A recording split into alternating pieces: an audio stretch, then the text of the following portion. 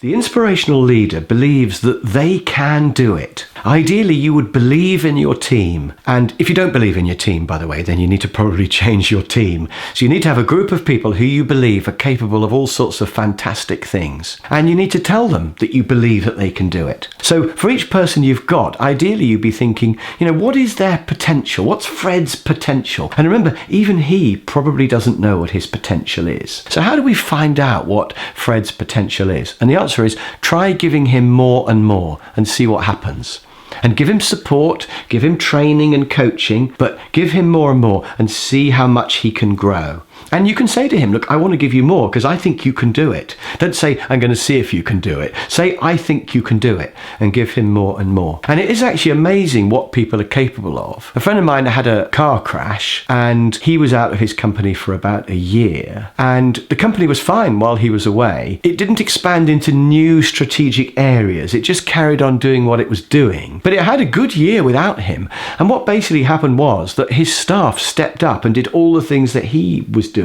So your staff might surprise you. Now, I don't want you to have a car crash, but it would be interesting to think if you weren't there, what would happen? You're probably thinking, oh, there's some things I have to do. But really, what if you had to delegate everything? What would happen? Just imagine what would happen. Imagine who would do each task and then do it.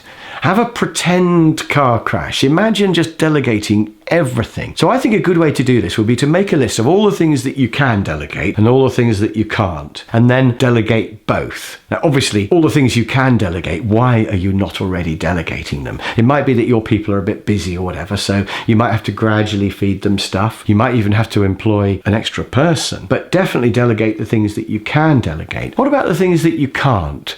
Well, start thinking about how you could delegate them. What would be needed in order to delegate the things that you can't at the moment delegate? So one way would be to delegate at least part of it. So maybe you can't delegate that presentation at the conference, but you could delegate the writing of the slides or the getting of the information, or perhaps you could write it, somebody else could present it. So there might be a way that you can delegate part of it. You could also start training up a deputy in each of those areas of your job. Train somebody else up to be able to do it as well. And then you could also think, is there anything I do that's not owned by anyone else? It's just something that I have to do. The other day, I was at quite a large company and I discovered the managing director can't go on holiday for more than a week because he does the payroll. I guess there's a computer or something, but he checks everybody's pay packet to make sure there's nothing wrong with it. And he's the only one who can do that in his mind. That's just insane. He's got a financial director who he presumably trusts.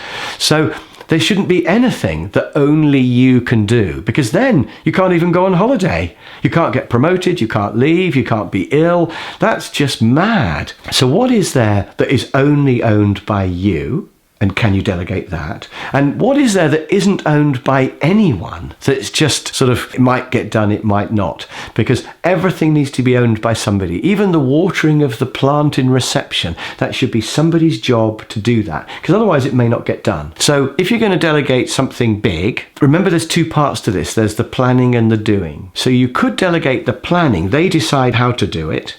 But then when they do it, you keep a real close eye. Or you could work with them very closely on the planning, agree the plan so you're happy with it, and then delegate the doing so they can just get on and do it because you've agreed the plan.